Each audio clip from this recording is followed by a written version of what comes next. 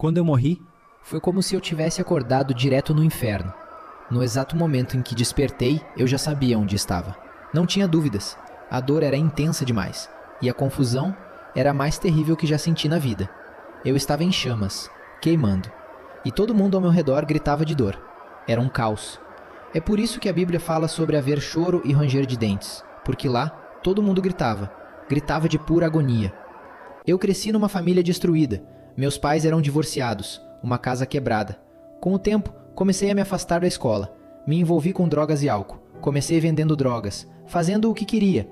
Me meti com pessoas ruins. E de repente, já estava envolvido em situações cada vez piores. Com gente que roubava, machucava os outros. Eu mesmo estava machucando pessoas. Era uma situação horrível.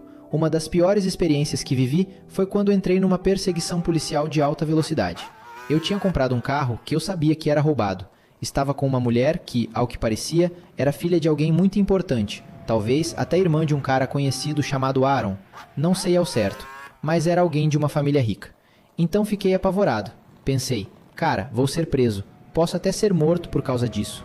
Quando os policiais tentaram me parar, eu fugi. Entrei no trânsito, acelerei, o carro rodou, bateu numa parede. Saímos correndo. Mas os helicópteros e os carros da polícia estavam em cima de mim. Acabei sendo pego dentro do quarto de alguém. Me bateram muito. E, sinceramente, eu merecia. Depois disso, fui preso.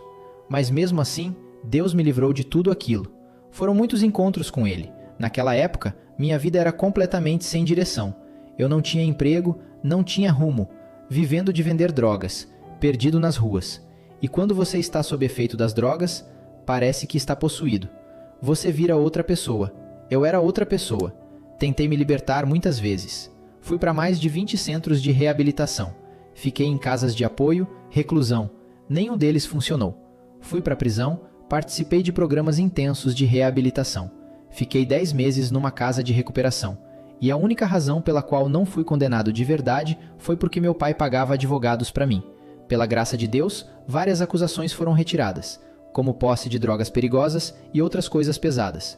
Então, por volta de 2001 ou 2002, no Dia dos Namorados, eu estava a caminho de tentar matar algumas pessoas que tinham me agredido. Eu estava cheio de ódio. Mas Deus, Ele interveio. Enquanto estávamos no carro, outro veículo atirou em nós.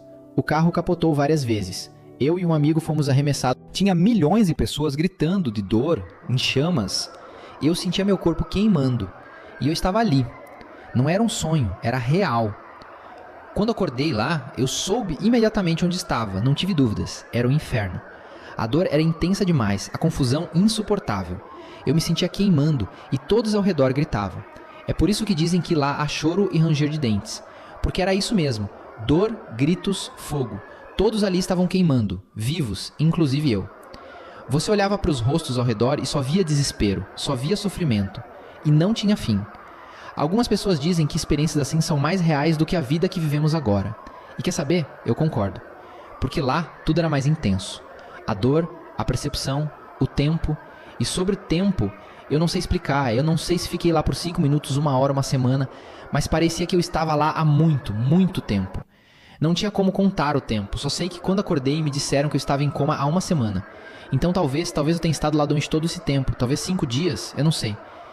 Eles dizem que o tempo no céu e no inferno é diferente. Enquanto eu estava ali naquele tormento, a única coisa que consegui fazer foi orar. Mesmo em chamas, em pânico, sem saber o que fazer, eu pensei em Jesus. Porque no fundo, eu sempre soube que Ele era real. Já tinha ido à igreja com meu pai. Eu acreditava em Jesus, mas nunca me entreguei de verdade. Eu vivia do meu jeito. Mas naquele momento, no inferno, a primeira coisa que fiz foi pedir perdão. Disse, Jesus, me perdoa, por favor, me ajuda. Se eu sair disso, eu mudo, eu vou viver diferente.